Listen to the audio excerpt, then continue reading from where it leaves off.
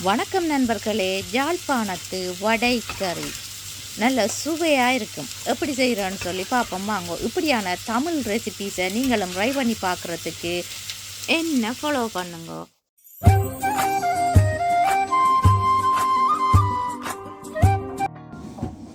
கடலைப்பருப்பு எடுத்து வச்சுக்கிறேன். நீங்கள் கடலைப்பருப்பு அல்லது துவரம்பருப்பு எடுக்கலாம். 1.5 கிண்டு கடலைப்பருப்பு எடுக்கிறேன். நீங்கள் உங்களுக்கு தேவையான அளவு எடுக்கலாம். ஒரு கறிக்கு தேவையான அளவு எடுக்கலாம். நான் கொஞ்சம் கூட செய்கிறேன். நான் சின்னாக்கள் வடை மாதிரி சாப்பிடுவினம், அதால் கொஞ்சம் கூட தான் போடுறேன். உங்களுக்கு தேவையான அளவு கடலைப்பருப்பு. இந்த கடலைப்பருப்புக்குள்ளே தண்ணி ஊற்றி 1.5 மணித்தியாலத்திலேருந்து 2 மணித்தியாலங்கள் வரை ஊற விடணும். 1.5 மணித்தியாலத்திலேருந்து 2 மணித்தியாலங்கள் ஊற விட்டீங்கன்னு சொல்லிட்டோம்னா இந்த வடை நல்ல முறுமுறுண்டு இருக்கும். கறிக்குள்ள கூட டேஸ்ட்டாக இருக்கும். கடலைப்பருப்பை கழுவி எடுத்துட்டேன். இனி கிரைண்டரில் போட்டு அரைக்கணும். கொஞ்சமாக தண்ணியும் விடணும்.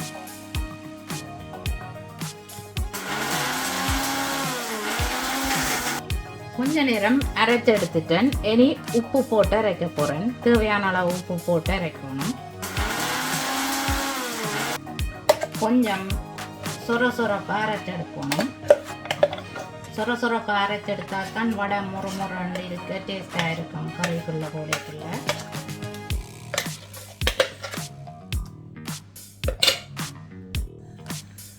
ஒரு வெங்காயம் எடுத்து தோல் உரித்து கழுவி வச்சிருக்கிறேன். இதை சின்ன வெட்டி எடுக்கணும். இதை வடைக்குள்ளே போட போகிறேன். அதாவது அரைச்சி வச்சிருக்கிற கடலைப்பருப்புக்குள்ளே போடணும்.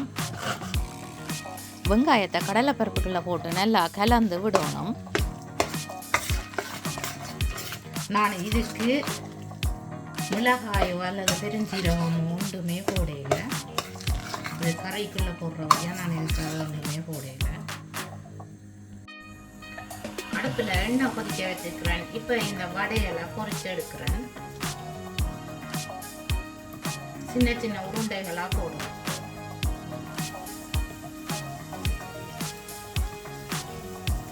இதைக்குள்ள கிளறி விடும்.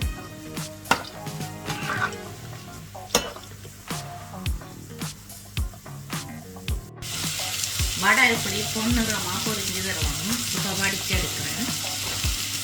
ஆகலும் நல்லா பொரிய விடக்கூடாது. இப்படி கோல்டன் ப்ரௌன் ஆகிறதுலேயே எடுத்துடணும். வெங்காயம் எடுத்து தோல் உரித்து கழுவி வச்சிருக்கிறேன். இது கறி செய்கிறதுக்கு தேவையான பொருள். 3 பச்சை மிளகாய் எடுத்து கழுவி வச்சிருக்கிறேன். நீங்கள் உங்களுக்கு தேவையான அளவு போடலாம். நான் சின்னாக்களும் சாப்பிட்றவை என்றபடியாக 3 பச்சை மிளகாய் தான் போடுவேன். 2 நட்டு கறிவேப்பிலை எடுத்து கழுவி வச்சிருக்கிறேன். 1 டீஸ்பூன் கடுகு, 1 தக்காளி பழம் எடுத்து கழுவி வச்சிருக்கிறேன். அதையும் சிறு துண்டுகளாக வெட்டி எடுக்கணும். 1 டேபிள் ஸ்பூன் பெருஞ்சீரகம், 1.5 டேபிள் ஸ்பூன் யாழ்ப்பாணத்து கறி பவுடர், ரோஸ்டட் கறி பவுடர். நீங்கள் உங்களோட உரைப்புக்கு ஏற்ற அளவு எடுக்கலாம். தேவையான அளவு உப்பு. வடைக்கு உப்பு போட்ட நான் இப்போ கறிக்கு ஏற்ற அளவு உப்பு தான் போடுறேன். 1 டேபிள் ஸ்பூன் வெந்தயம், அரைப்பூண்டு உள்ளி எடுத்து வச்சிருக்கிறேன். உள்ளியை குத்தி எடுக்கிறேன். குத்தி எடுக்கிறது தான் வாசமாக இருக்கும். வெட்டி எடுக்கிறத விட குத்தி எடுக்கிறது வாசமாக இருக்கும்.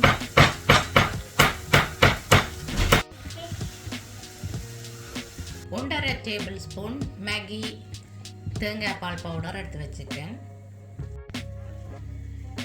இந்த மேகி மில்க் பவுடருக்குள்ள தண்ணி விட்டு கரைச்சி எடுக்கிறேன்.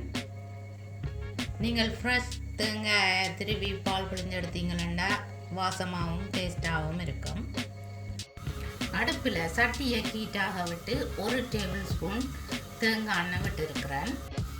எண்ணெய் சூடாகிட்டு இப்போ கடுகு போடுறேன். கடுகு வடிக்க தொடங்கினா பிறகு எடுத்து வச்சிருக்கிற பெருஞ்சீரகத்தை போடுறேன்.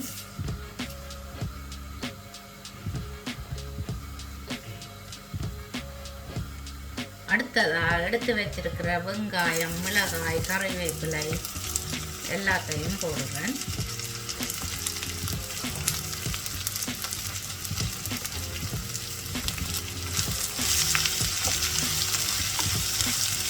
போட்டுட்டு கிளறி விடணும். வெங்காயம் வதங்கி வர்ற நேரம் உள்ளியையும் வெந்தயத்தையும் போட்டு கிளறணும்.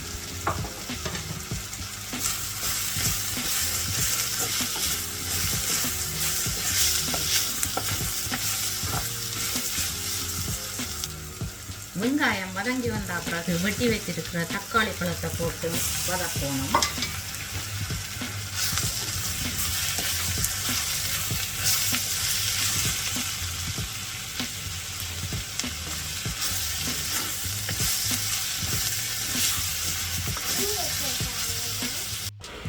மூடியால் மூடி வதங்க விடணும்.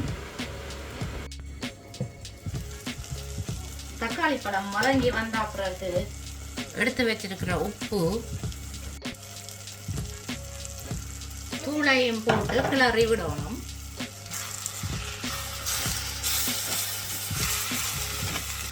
இப்படியே கொஞ்ச நேரம் மூடியால் மூடி வதங்க விடுறேன்.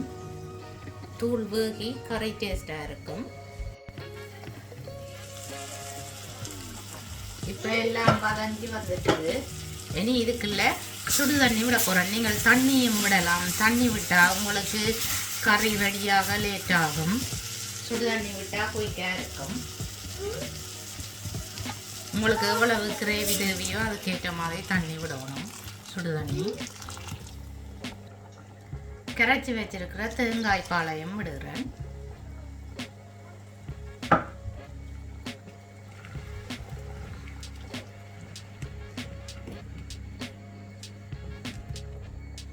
மூடியால் மூடி கறியை கொஞ்ச நேரம் கொதிக்க விடணும்.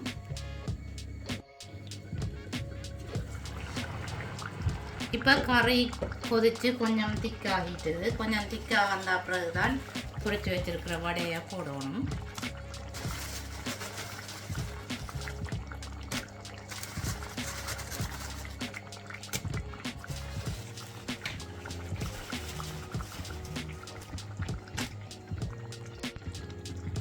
வடையை போட்ட பிறகு மூடி அவிய விடணும். கறி திக்காகி வந்த பிறகு அடுப்பு ஆஃப் பண்ணணும். பிரமாதம்! எப்படி வடக்கறி வந்திருக்குதுன்னு பார்த்தீங்களா? வடக்கறி நல்ல சுவையாக இருக்கும். நீங்களும் வீட்டில் ட்ரை பண்ணி பாருங்கோ. என்னுடைய அம்மா துவரம்பருப்பில் தான் செய்கிறவா. நான் துவரம்பருப்பு இல்லாதபடியாக கடலைப்பருப்பில் செய்திருக்கிறேன். நீங்கள் 2 பருப்புலையும் ட்ரை பண்ணி பார்க்கலாம். என்னுடைய வீடியோ பார்த்ததுக்கு ரொம்ப ரொம்ப நன்றி. மீண்டும் இன்னும் ஒரு இன்ட்ரெஸ்டிங்கான ரெசிபியில் உங்களை சந்திக்கும் வரை உங்களிடமிருந்து விடைபெறுவது உங்கள் மதி. பாய்.